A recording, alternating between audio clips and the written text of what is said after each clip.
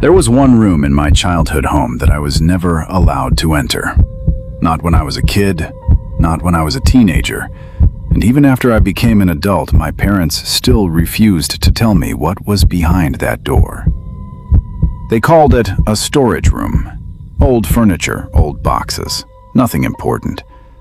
But whenever I asked about it, they never told me what was actually inside. They just told me not to open it. I grew up outside a small town called Blackwood, Tennessee. Our house was old. It had belonged to my family for generations, surrounded by trees and long, empty roads. When I was 9 years old, I became obsessed with that locked room. One afternoon, while my parents were downstairs, I went up to the attic. I stood in front of the door and tried the handle. It didn't move. Then I heard my father behind me. He was standing halfway up the stairs, and I'll never forget his face. He wasn't angry. He looked scared. He told me to come downstairs. I asked him what was inside. He only said, "Some things are better left alone." I didn't understand what he meant.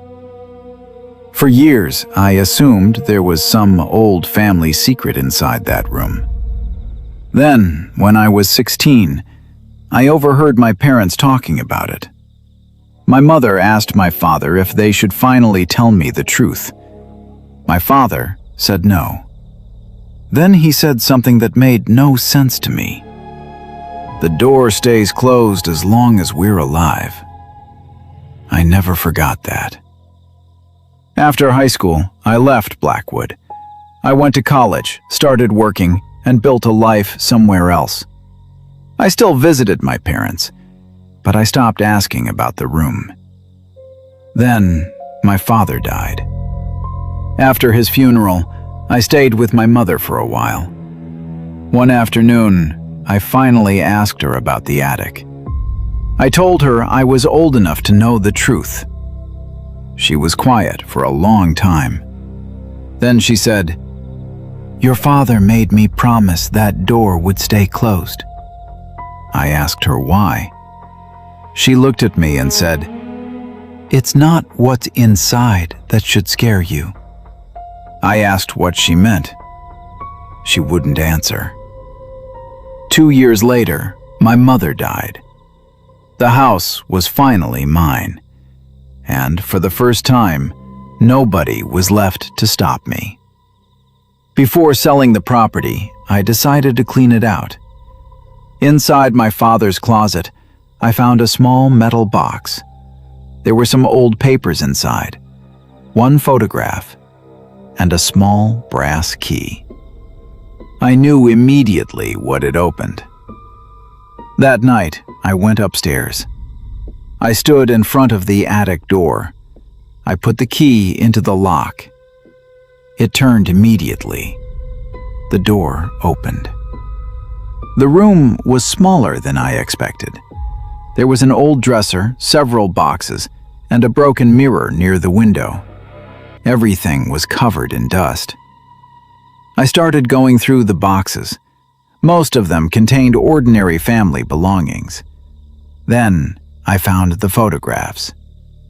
The first showed my father when he was young. The second showed my mother.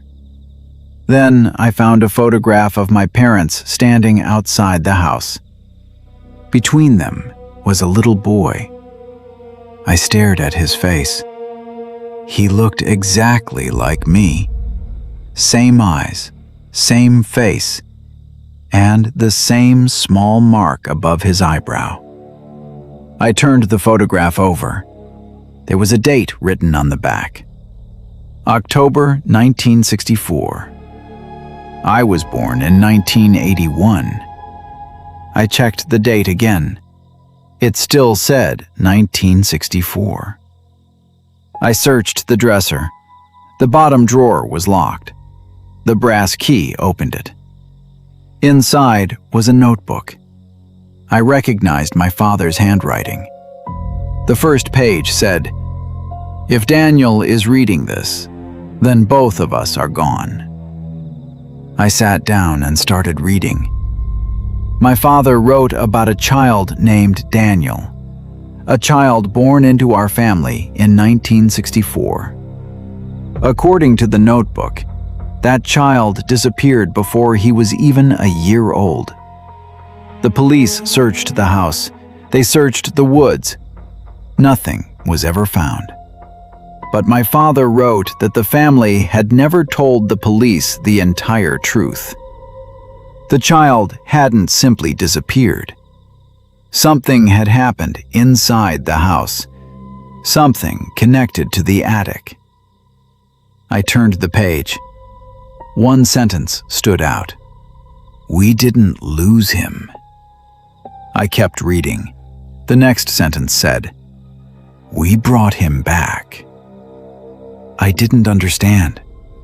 Then I looked at the photograph again. The little boy was still standing between my parents, but this time I noticed something in the background. Another child, another little boy, and he had my face too.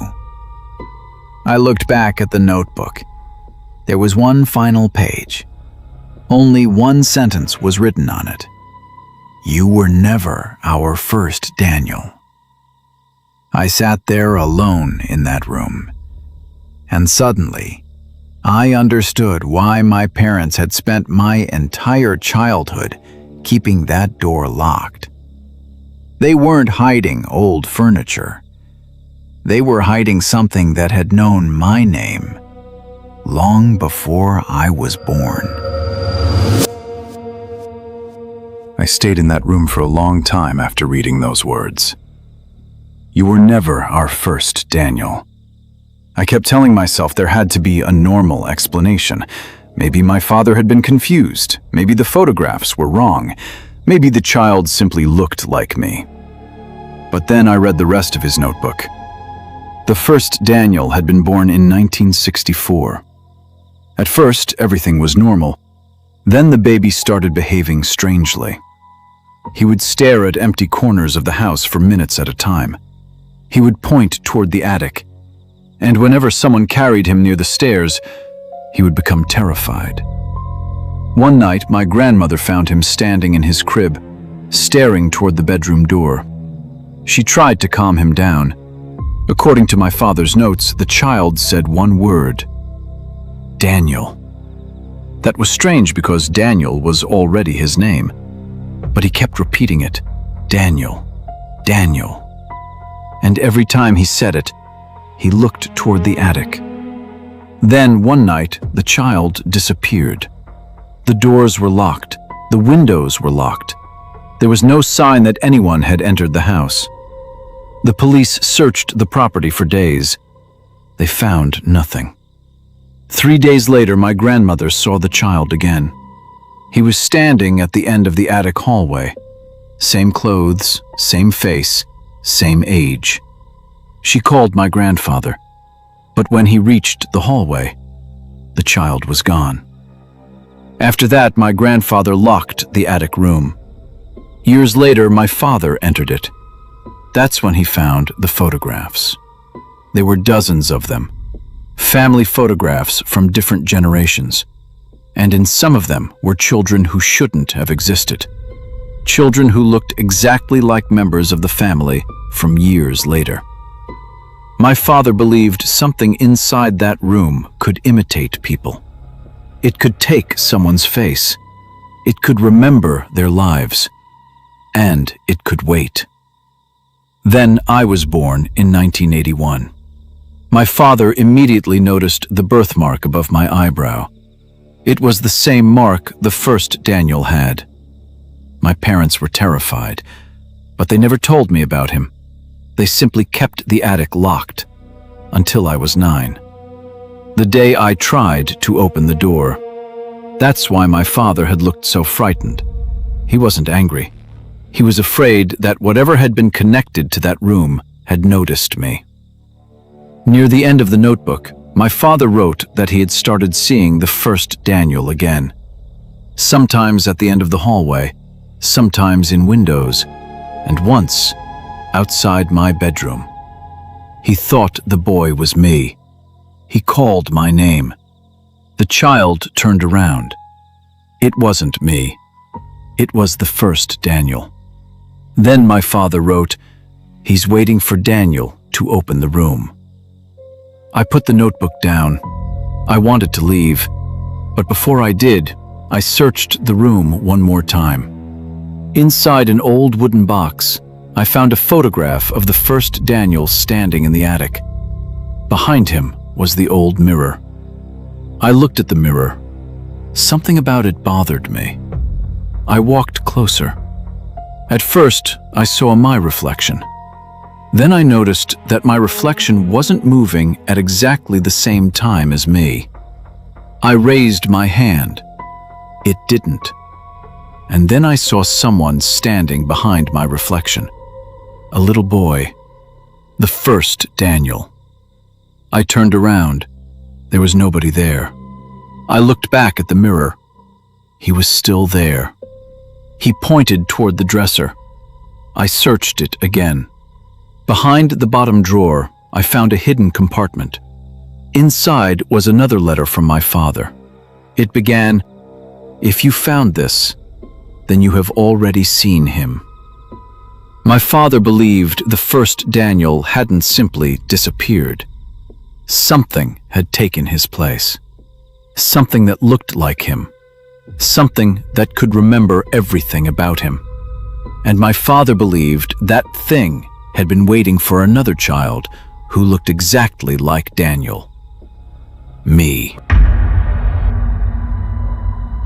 Then I reached the final line. "Daniel, whatever you do, don't look behind the mirror." I looked at the mirror. I knew I shouldn't, but I did. I moved it away from the wall. Behind it were scratches carved into the wood. 3 dates, and the current year. Someone had added the last date recently. That's when I understood.